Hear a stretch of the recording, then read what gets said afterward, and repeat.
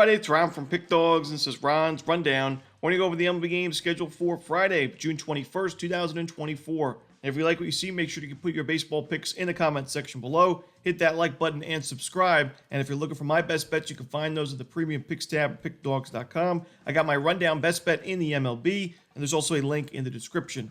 Alrighty, here we go. Here are the games for Friday in Major League Baseball. First up, we see the lone afternoon game for the Friday card, a 2:20 Eastern start time from Wrigley Field, the Mets and the Cubs. We're going to see two lefties on the mound in this one, Shota Imanaga and Jose Quintana. And, the Mets have actually been playing pretty good baseball recently. We know they were on a nice win streak. Now, they did lose that final game in Arlington against the Rangers. However, when you look at this matchup and you look at the money line price we see with the Mets here getting plus money, you see that, Imanaga, of course, a lefty. The Mets have been crushing lefties in the last 30 days. They're number 1 in team OPS, number 2 in isolated power in all of baseball. Pretty low strikeout rate to go with it. Imanaga, we know he's been excellent this season. Nice winning record at 7-1, sub-2 ERA. However, he has a 3.07 expected ERA, 3.47 xFIP. So the expected numbers, more than a run steeper than his current ERA. There are some regression concerns. You look on the other side, we know the Cubs, offensively have not been great in the last month against lefties or righties, really. And then you look at Quintana, who's in decent form. We know he's not having an amazing season,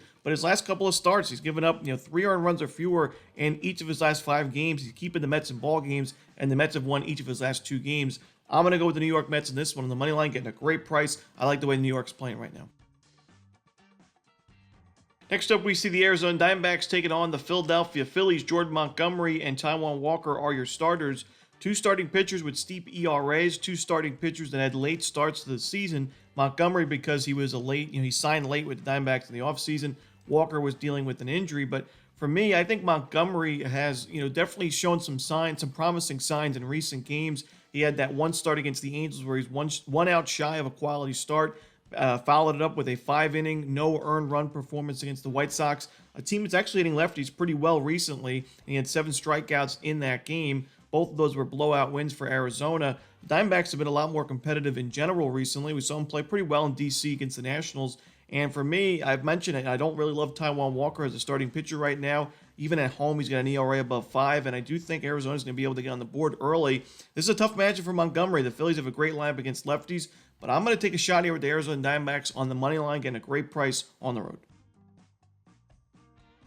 Next up, we see the Chicago White Sox taking on the Detroit Tigers. Eric Fedde and Jack Flaherty are your starters. I don't trust either of these offenses right now, and I got to go with the under in this one. You can take the under in the first 5 if you don't trust that White Sox bullpen, but I still think the under in the full game is the way to go. With both of these teams struggling offensively, Eric Fedde pitching really well. Now, he's been better at home, but even on the road recently, his last game on the road against Diamondbacks on June 15th, 6 innings, 2 runs, a quality start with 6 strikeouts, no walks. The previous road start against the Mariners, 7 innings, a 1-run ball, 4 strikeouts, only 1 walk. So he's been sharp in his most recent road games. Flaherty, he's been a little bit better on the road, but he's still pitching well overall this year. Great strikeout numbers. His last 3 games were all shutouts. I got to go with the under in White Sox Tigers. Next up, we see the Tampa Bay Rays taking on the Pittsburgh Pirates. We're going to see Ryan Pepiot for Tampa Bay, no official starter for Pittsburgh. We see that with a few games for Friday's card, missing some information, so we'll have to look for some updates. But Ryan Pepiot, you look at that last game on paper, and it looks like it was a horrible outing. 5 earned runs, 3 home runs, and it certainly wasn't a good outing. But it doesn't really tell the full story of Pepiot was dialed in, and he was really strong on the mound for the first 4 innings, really 4 2/3 innings. He didn't give up a single run up until there's 2 outs in the 5th inning, where he gave up a 2-run home run to Jared Kelenic. And it opened the floodgates. He gave up another walk, then another bomb, and then by the time you know it, it's already 5 runs on the board for Atlanta, and they go on to win that game 9-2. But Pepiot, I think he'll be able to bounce back. I still think Pepiot is a really good option in his Rays rotation. And you look at the ERA steep right now, but the expected numbers are very strong. He's got great strikeout stuff. I think he bounces back. I think he'll be the better option in this game. It's not my favorite game on the board, but I'm leaning towards the Tampa Bay Rays in this one on the money line. Next up, we see the Atlanta Braves taking on the New York Yankees. Pair of lefties on the mound in this one, Chris Sale and Carlos Rodon. Now, we know most recently the Braves were able to get to a lefty, and one of the best lefties in all baseball, Tarek Skubal. They really, crushed him in that one. He gave up a lot of base runners, sharp contact, earned runs, you name it. So now going up against Carlos Rodon, who also got crushed in his last start against the Red Sox at Fenway, 5 innings, 7 base hits, 5 earned runs. I think I like Atlanta's chances here offensively, and I think they have the better option to start this game in Chris Sale. We know Atlanta's been playing a little bit better baseball. It's been a disappointing season overall, but they're still 10 games over 500. I know no Ronald Acuna for the rest of the year. They had big aspirations, winning the division, and right now they're down 7 games in the standings. But this is still a very solid team. They're improving offensively. They swept the Tigers this week, and I think they have a great chance to win at least this first game with a little bit banged up Yankees team. It's not just guys like Judge, but the bullpen. We know they had to sign Tim Hill from the free agency this week. The bullpen's not really looking great right now, so I think Atlanta takes advantage. I'm going to go with the Braves in this one, getting a great price. Next up, we see the Boston Red Sox taking on the Cincinnati Reds. Cutter Crawford and Andrew Abbott are your starters. The Red Sox, we know, have had a pretty steep strikeout rate against lefties overall this season, but their numbers have been pretty solid in terms of the OPS and isolated power in the last 30 days, where they're top 15 in ISO, top 10 in team OPS. I like their matchup here against Abbott. I also like the fact that while Crawford had his struggles, really towards the end of May and the beginning of June, his last couple of outings, both quality starts against some tough lineups in the Phillies and Yankees. Now, this is at Great American, very hitter-friendly ballpark, but Crawford's used to pitching at, hitter-friendly parks, so he's pitching majority of games at Fenway. So I'm not too worried about it. I do think, the home run ball issues that he's had recently are a little bit concerning, but I think the offense is going to back him up. And I also like this Red Sox bullpen, so I'm going to go with the Boston Red Sox in this one on the money line.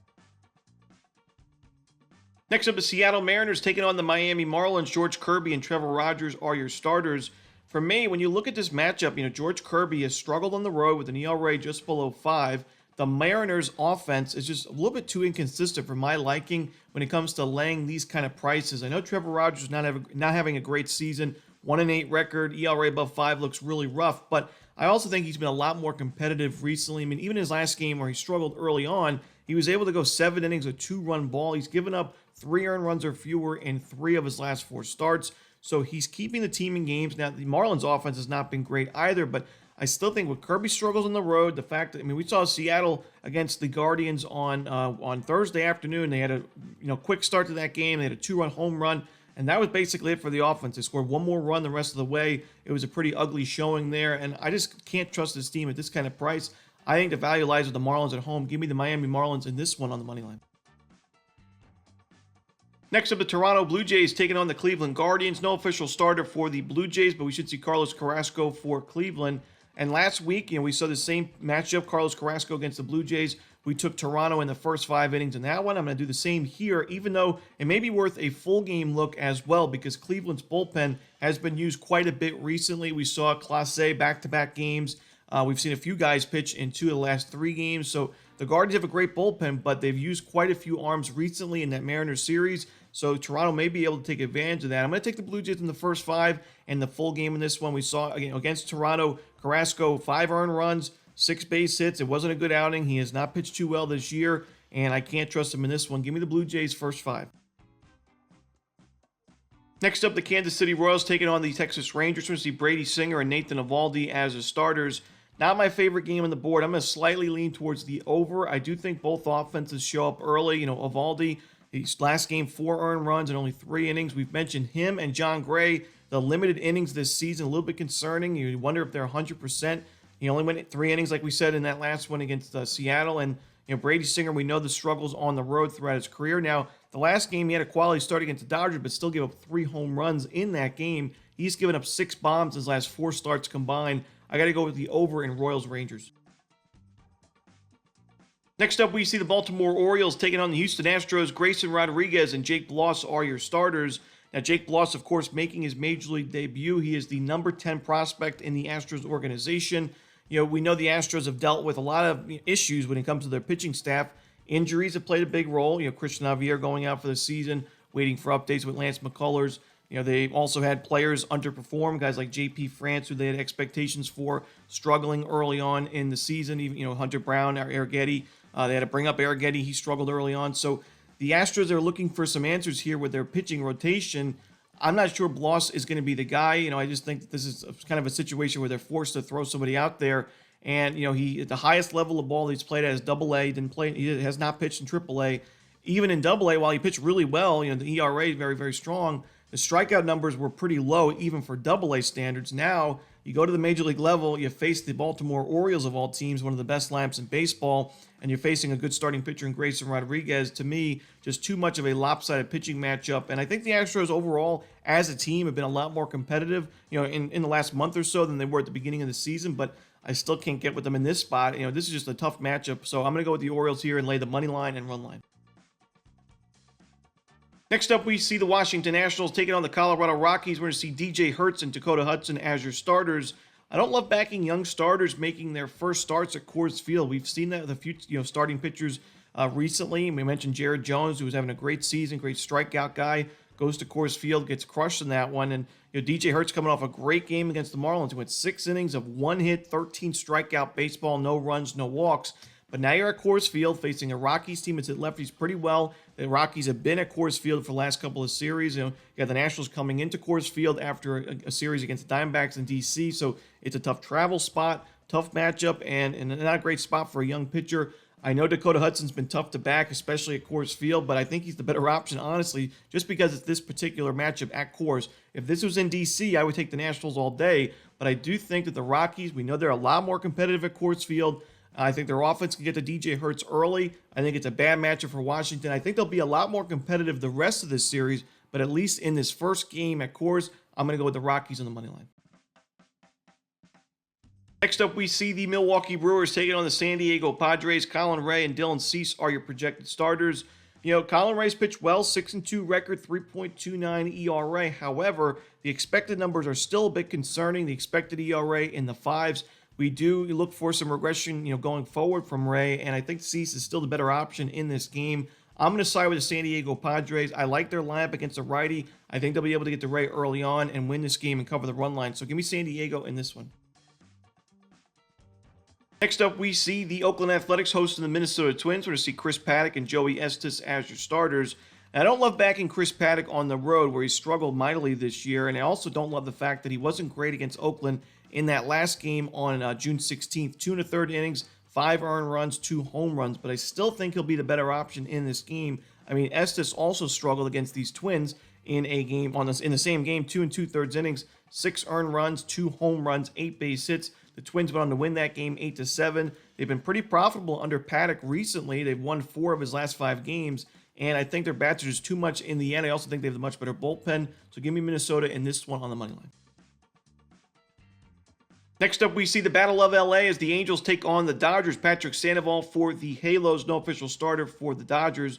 Now, Sandoval, he's been able to pick up some W's for the Angels recently. They've won each of his last 3 starts, which so happened to be his first 3 starts of June. He's still not pitching the best. I mean, he's got an ERA at 4.86 in June, an ERA above 5 on the season, but he's been a lot more competitive recently. The Angels lineup has also been more competitive, and this is actually a decent matchup for him. He's on the road, where he's been better on the road this season. He's facing a Dodgers team that we know is a great lineup. However, they played in Coors Field on Thursday against the Rockies. They finished up that series, and they don't get any days off in between that one and this series. So I think it's a tough spot for the Dodgers hitters. I do expect a game or two for them to really get back to 100% in terms of the altitude change, and I think the Angels take advantage of that in this one. So I'm going to take the 1.5 runs with the Angels in this game, and I wouldn't be surprised to see them win the game outright as well. And that's it. Those are the games for Friday in baseball. Hope you enjoyed this video. If you did, don't forget to hit that like button and subscribe, and don't forget to put your baseball picks in the comment section below. Again, if you're looking for my best bets, you can find those at Pick Dawgz Premium. As always, this is Romanelli. Good luck.